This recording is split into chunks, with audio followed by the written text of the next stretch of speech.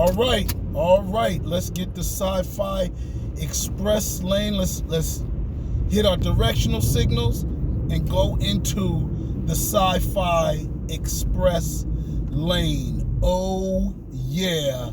I need some theme music to come out.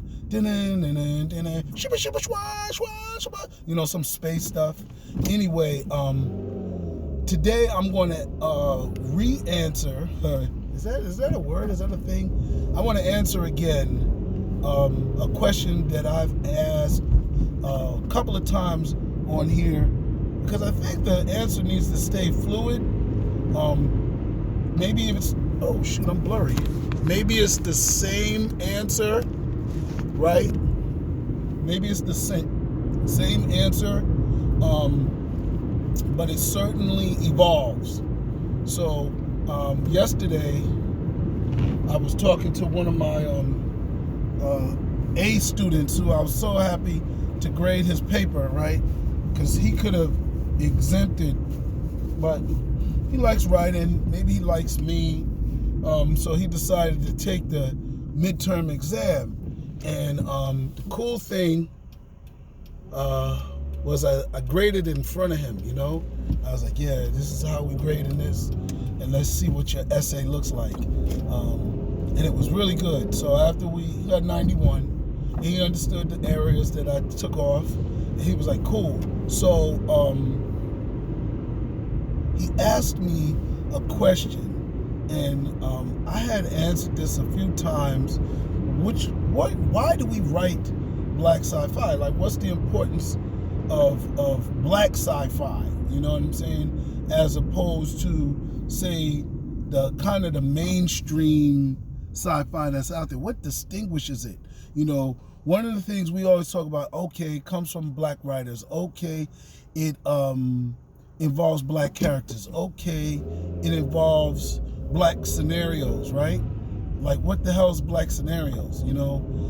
Each one of my books has sort of a purpose to it and a message, of course. Whether it's It Happened on Negro Mountain, which is, oh shit, I'm shaking a lot. What's going on with that? Whether it's It Happened on Negro Mountain, or which is to kind of show that there's a good ghost out there and how good ghosts can terrorize you, or it's Harlem Shake, where it's to get you to take earthquake serious and preparation and the end of the world things. But then I just thought of kind of the overall genre. It's more than just a showpiece of black creators, right? Whether they're actors, whether they're illustrators, whether they're writers and directors. No, it's more than just the aesthetics, right? So the aesthetics are the things that you see. So yeah, you see beautiful pictures, beautiful people, the beautiful words on the page. That's all beautiful. But beyond that, like deeper than that, is there a need for why do we reach that level, or why do we write and create? Boom. So you got to go back, like I tell people, any of these art curators or art historians that research black science fiction, they always talk about the aesthetics.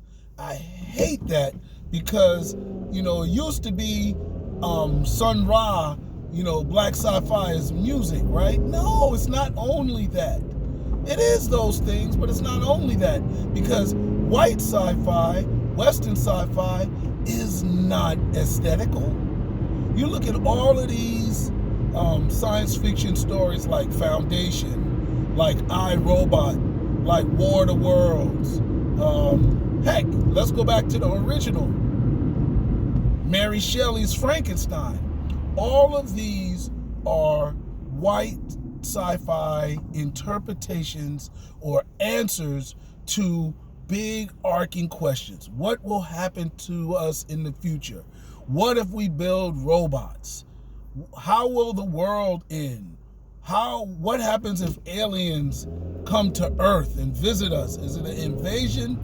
Is it a accidental landing? Is it Santa Claus coming to bring us gifts? What is it? Those are all relative answers.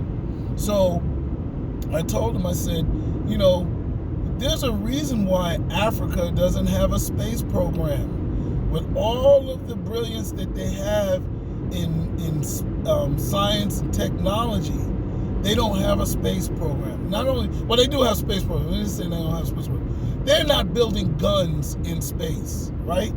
Why Africans don't have guns in space is the same reason why we need Black Sci-fi, because we have varying opinions on different things. The Western world sees the outside world as a threat. They're threatened by everything. They don't see friendliness from other people as a dominant option. They see threats. Sure, the possibility is part of one of the things that aliens could do. But when you're from a culture that sees friendliness, like Africans, cultures travel to space. They have, said that aliens already came, right? There's cultures like the Dogon that say aliens already came, so they've demystified space. Then you have South Americans, right? You have the Incans. They had big calendars that said, at this time, we're going to get out here and we're going to travel to space. We're not even worried about them coming to us. We're going to travel. So if there was bad space, do you think they would want to go to it? They do not see space as a threatening place. It is a desirable place. But when we have stories like Independence Day, War of the Worlds, oh gosh, you name it, like even Predator is dastardly, right? Or creatures like Alien that live in space. It just seems so unfriendly. It reminds you like what they might have thought of Africa, and you don't have to have a threatening space story to have a good space story. I think Halo, the video game, is probably an example of how space can be 50-50, but Africans writing about space, Black science fiction writers writing about space, we're just hitting the tip of the iceberg, I have my big arcing space invasion story that I'm getting up to, and maybe I should have wrote it years ago, but I'm kind of leading up to it, in my holoverse where all of my characters are coming together. It comes together with a big Ender's Game level story, with an Earth invasion. But we have had Dark Universe, we've had a few others, right? Space stories, and in comic books, there's certainly a lot of space stories and things of that nature that come out, right? And maybe we need to just review all of these Black science fiction stories, right? Dealing with space and start the subgenre of Black science fiction. But it's the speculation that needs to be put out there. And that's what Black science fiction is. All science fiction is speculative fiction. That's all it is. It really falls under speculative fiction, right? And answers those deep questions, what if, right? If this continues, and if this had happened, right? All these different what ifs, right? And that's the most important question. So why is it important? Well, it's to put it out there, right? And then what happens after you put it out there? It starts to shape people's behavior. People start to think, hey, maybe we can invest more money in this. Maybe we should take a little bit less money from that. Or we won't look down on cultures like Africa for not having space defenses, right? They got all these, Nigerian, Eastern Africans developing all this technology and stuff like this, but yet you don't see them having guns pointed towards space, right? So anyway, that's that. I just wanted to say kind of what that importance. I mean, it does overlap in everything else. Like I always say, robots aren't intelligent if they generalize humans to thinking that they're all a threat to humanity. Yeah, there's definitely cultures of humans that are crazy, bad shit crazy, right? And they need to be contained. I'd lobby for, Europeans and Arabs just to be on lockdown, right? But then when I look at Native Americans as a non-AI robot person, I would determine that an artificially intelligent robot would be able to determine, Native American cultural human expression versus Arab human expression, right? Because both of them are old cultures, right? Native Americans is older than the Western culture, and who knows how much of variation they present to the Arab culture, because the Arab culture goes way back. They say it's almost older than Egyptian culture, so we just leave that alone until you bring the Twa people in, and the Twa people eclipse everybody with their ages, right? And South Africa and some of the things that we've seen in terms of structures and buildings there. But Native Americans are a very old culture, and the things that they created and didn't create are very telling about their values.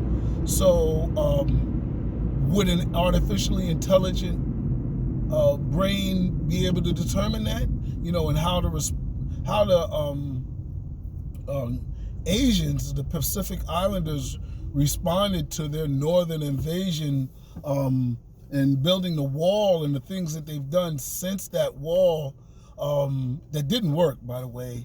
The Great Wall of China didn't work. But all of that has to be taken into consideration. You understand? If a robot believes that Christopher Columbus discovered America, it's not an artificially intelligent robot. That's stupid. That's stupid. You understand? We're talking about artificially intelligence, not programmed stupidity, programmed biasness, programmed black people, fear of black people, programmed racism. That's not artificial intelligence. That's programming. So let's not confuse the two. So in a black story, you're going to see two different, or at least a different variation to the Western story. We always talk about that's it, right? So we always talk about Black Sci-fi and how Black Sci-fi is so important. It's important at its core of science fiction.